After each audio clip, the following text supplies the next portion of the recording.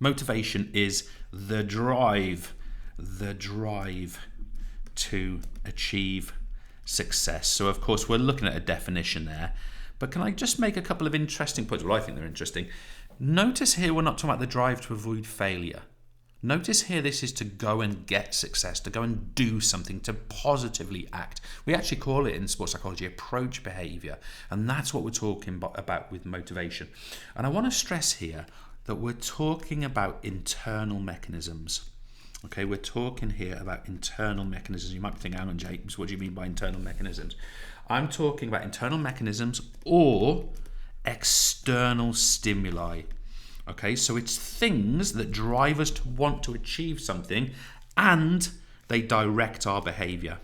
They direct our behavior. So let me just give you an example of each of those. If it was an internal mechanism, we would call this, let me choose a different color. We'd call this an example of intrinsic motivation. Intrinsic motivation from within. That's what I'm referring to over here when I talk about an internal mechanism. Now, start to think about what you think these things might be, and feel free to pause the video and sort of have a think about that. But I'm going to sort of say to you, these are internal factors, okay? Internal mechanisms, internal factors. What are we talking about here? What is it inside us that can drive us to go and succeed in something? It's from within. Fine. What do we mean? What is this? What are examples of these things that are within us? It's by the performer. So it's from within the performer. But what, James? Give us the goal. Tell us what it is. So we're talking here about simple things like pride. We're talking here about fun. We're talking here enjoyment, same thing as fun, obviously. Enjoyment. We're talking about things such as personal challenge. We're talking about things such as a sense of achievement.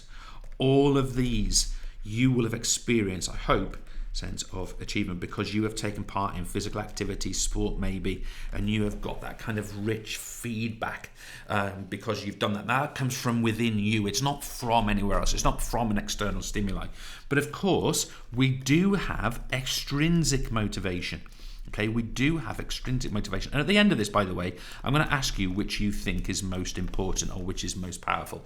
But I'm going to start introducing you here to motivation from external sources. So something from beyond us, something that's not inside us but comes from outside. What do we mean by that? It's from others. Well, who? Who are these others? It could be from a coach, a parent, a peer.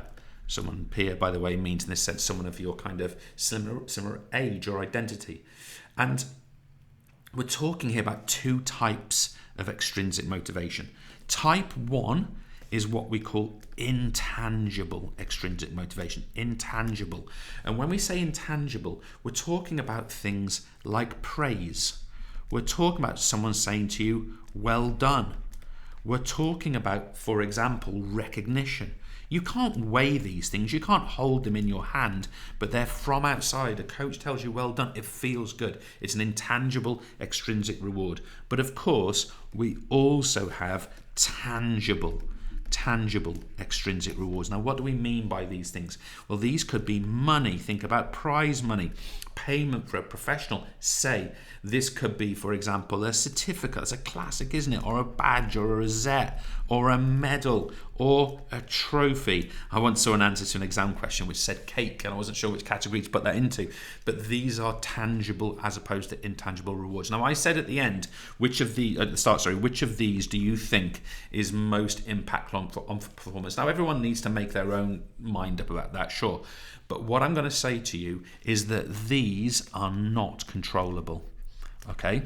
These are not controllable. We can't, if someone doesn't tell us well done, we can't control that. Whereas intrinsic motivation is controllable. It's about our attitudes, about how we see the world, how we experience success and failure. Therefore, we would argue that while extrinsic motivation can be a great technique for a coach or a fitness trainer, intrinsic motivation is more permanent, more powerful, and needs to be harnessed for, let's say, young people, but all people, to participate, be motivated to take part in physical activity and or sport. Cheers.